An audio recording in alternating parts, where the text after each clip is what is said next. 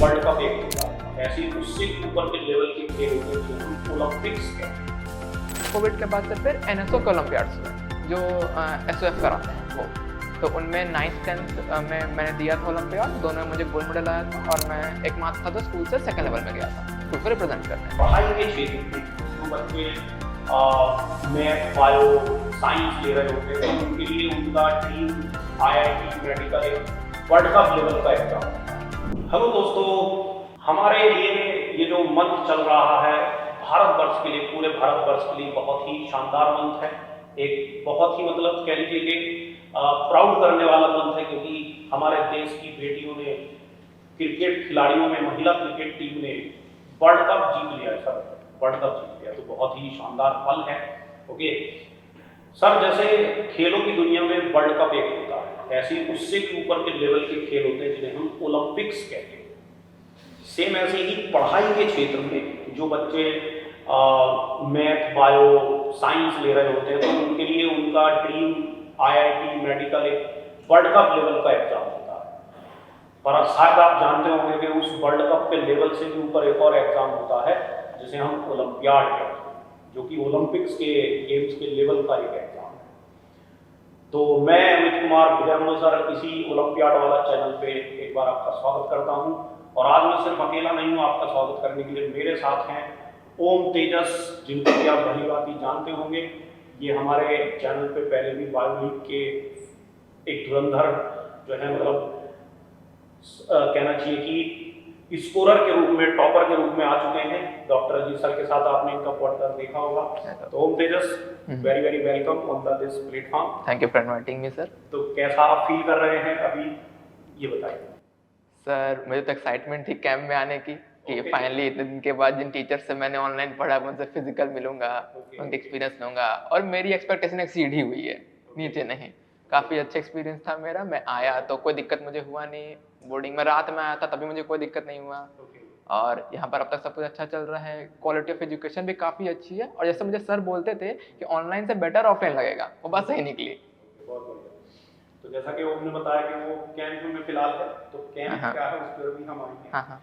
तो ओम भैया, पहले अपने जूनियर्स को और हमारे जो दोस्त हैं, दर्शक हैं जो आपको देख रहे हैं, उन्हें बताइए कि आपकी ओलंपियाड, बायोलॉजी ओलंपियाड एनएससीबी की जर्नी कैसे स्टार्ट? मेरी ओलंपियाड की जर्नी बिगिन हुई जब मैं अराउंड क्लास 4 में था। तो उस समय हमारे स्कूल्स में ओलंपियाड हुआ करते थे सिल्वर जोन वाले, तो मैं उन्हें दिया करता था क्योंकि मुझे साइंस बहुत पहले से अच्छा लगता था, साइंस और मैथ, तो मैं दोनों देता था।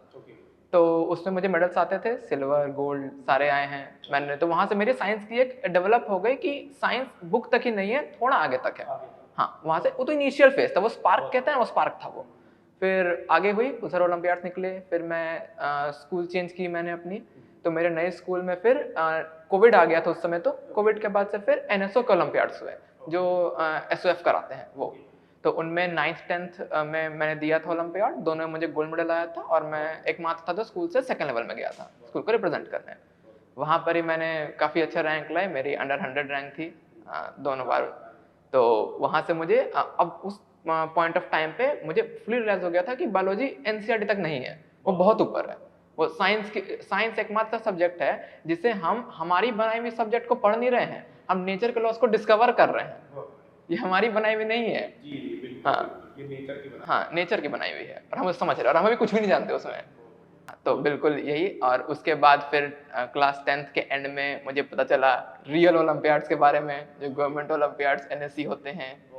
तो फिर मैंने 11th में दिया अपना ओलंपियाड, एनएससीबी को मैंने दिया और मैंने क्लियर कर लिया। तो उसे मेरी थोड़ी प्रिपरेशन कम थी लेकिन मेरे से क्लियर हो गया था, और फिर मैं ओलंपियाड वाले के साथ जुड़ा हुआ था आईएनबीओ के कैंप वाले बैच में, तो वहाँ मुझे बहुत हेल्प मिली वहाँ से, और फिर मेरे मार्क्स जंप करते गए थे बहुत सारे। तो ओम दोस्त, आपकी जो हमारे डॉक्टर को बताइए अपने जूनियर की जो आपकी प्रिपरेशन की स्ट्रेटजी रही वो कैसी रही, और आपने किस किस रिसोर्स को फॉलो किया, कैसे कैसे फॉलो किया ताकि मैक्सिमम बेनिफिट आपको मिला? ओके, अगर जो बहुत ही जूनियर्स हैं मेरे, जो कि अभी लाइक प्राइमरी स्कूल में ही पढ़ रहे हैं 5th क्लास का राउंड तक, तो आपको मैं रेकमेंड करूंगा कि आपका स्कूल जो रेफरेंस बुक आपको देता होगा ना, मे बी आपके यहाँ लखमीर सिंह चलती होगी, आपके यहाँ रत्ना सागर की चलती होगी, आप उन्हें फॉलो कर लीजिए। मैंने भी उन्हीं को किया था, और उनसे मेरे ओलंपियाड में मैंने बताया कि सिल्वर मेडल गोल्ड मेडल मुझे आते थे।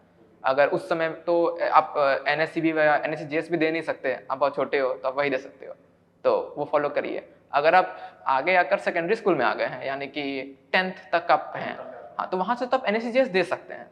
तो अगर आप NSCGS दे रहे हैं तो आप अपने इंस्टीट्यूट की मटेरियल फॉलो कीजिए। मैंने फिजिक्स वाला की थी, और कुछ स्टैंडर्ड बुक्स होते हैं जो कि आपको ऐसे ही पता चली जाएंगे, जैसे कैम्बल वगैरह होता है। थोड़ी अगर आपको एडवांस पढ़नी है तो, नहीं पढ़नी है तो जो जेई के मटेरियल्स होते हैं, जेई मेंस के, वो आप यूज़ कर लीजिए। उससे आपका फिजिक्स केमिस्ट्री NSCGS का कवर हो जाएगा।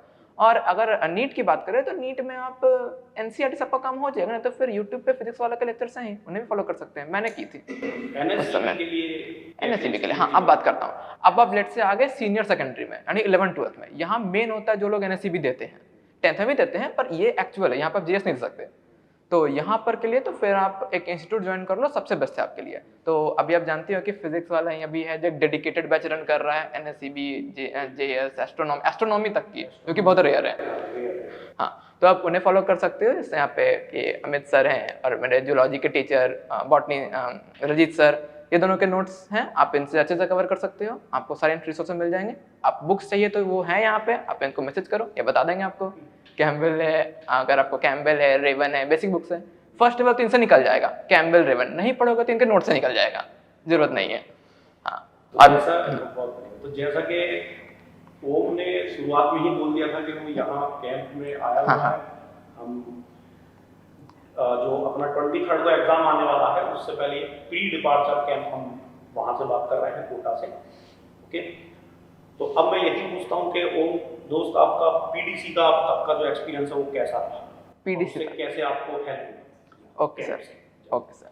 तो PDC तक मैं आपके साथ पढ़ता था, राजीव सर के पास, ऑनलाइन से। जूम के थ्रू हमारी मीटिंग होती थी, और मैं एडवांस बायोलॉजी के बैच में था, जहाँ से मेरी और आपकी थोड़ी ऑलमोस्ट 1-on-1 इंटरेक्शन ही होती थी। तो बहुत ही पर्सनल सपोर्ट मिला है, क्योंकि 1-on-1 की आप एडवांटेज जानती हो कितनी ज़्यादा होती है। जब आपको हेड फैकल्टी आपके कोचिंग की खुद पढ़ा रहे हो, तो आपका सक्सेस तो फिर ऑलमोस्ट कंफर्म ही होता है। तो और ये जो PDC है, आपको बताइए अपने जूनियर्स को कैसे जो NSCB की जो तो आप प्रिपेयर होंगे, बिल्कुल, है ना, आने वाले जो स्टेजेस जैसे IMBO, OCSC में कैसे हेल्प करते हैं? ओके, PDC बताता हूँ मैं, ठीक है। देखिए, NSCB तक तो मैंने आपको बताया कि आप जेई के मीटर्स फॉलो कर रहे हो, आप कैम्बल वगैरह पढ़ लो, टीचर के नोट्स पढ़ लो, आपसे निकल जाएंगे, मेरे से भी निकल गए थे। अब बताती है INBO की। INBO में आपको NCERT से बहुत ऊपर हो जाता है। वहाँ पर ऐसा हो जाता है ना कि आपको नया जो थ्योरी है वो क्वेश्चन में ही लिख के देंगे, आपको वहीं बैठे बैठे वो थ्योरी पढ़नी है, वहीं बैठे बैठे 2 घंटे के अंदर ही आपको कॉन्सेप्ट समझना भी है और तुरंत उसको अप्लाई भी करना है, तो वहीं आपका निकलेगा। तो इसके लिए आप ज़्यादा कुछ ऐसा नहीं कर सकते कि आप बहुत कुछ पढ़ लिए, रट लिए और जाके दे दिए। नहीं, आपको यहाँ पे इंटेलिजेंस डेवलप करनी पड़ेगी, क्विक लर्निंग डेवलप करनी पड़ेगी, और आपको बेसिकली एक गाइडेंस चाहिए ताकि आप अपनी रीजनिंग को और अच्छी कर सको। हाँ, ये करने के लिए आपको ऑब्वियसली स्पेशलाइज्ड लोगों की हेल्प चाहिए, क्योंकि आप घर बैठे बैठे रीजनिंग डेवलप नहीं कर सकते। कर सकते हो, लेकिन उतनी एडवांस लेवल पर नहीं जितनी INBO मांगता है। तो आप यहाँ आओगे तो आपको, जैसे मैं बायोलॉजी के लिए बता रहा हूँ, तो आपको रजीत सर और अमित सर मिलेंगे। ये आपको ऐसे ऐसे क्वेश्चंस कराएंगे जिससे आपकी रीजनिंग डेवलप हो जाएगी। यहाँ के टेस्ट भी आप दोगे, आपको पता चलने लगेगा आपको कोई क्वेश्चन में दिक्कत आ रहा है, कोई लेसन में दिक्कत आ रहा है, ये यहाँ पे बैठे हैं। डाउट फैकल्टी अलग से है, ये तो हेड फैकल्टी है, वो आपकी हेल्प कर देंगे। और फिर यही है कि आपको फिर जो थ्योरी आती है ना INBO में, वो भी कुछ कुछ ऐसे कॉन्सेप्ट होते हैं ना जो हर क्वेश्चन में लग जाते हैं। ऐसा नहीं है कि सब कुछ नया ही रहेगा, बहुत कुछ पुराना रहेगा। तो वो है कि अगर आप खुद से ढूंढोगे तो आपको बहुत टाइम लग जाएगा, लेकिन आप यहाँ आओगे ऐसा तो आपको टीचर्स हैं वो उसी की टारगेटेड प्रैक्टिस करा देंगे, आपको वो थ्योरी अच्छे से करवा देंगे, जो कि रिपीटेड होकर क्वेश्चन से बहुत बार आती है। तो अगर आप उतनी थ्योरी भी कर लोगे ना, और आप कहीं और से नहीं पढ़े, तो भी आपका INBO क्लियर हो जाएगा।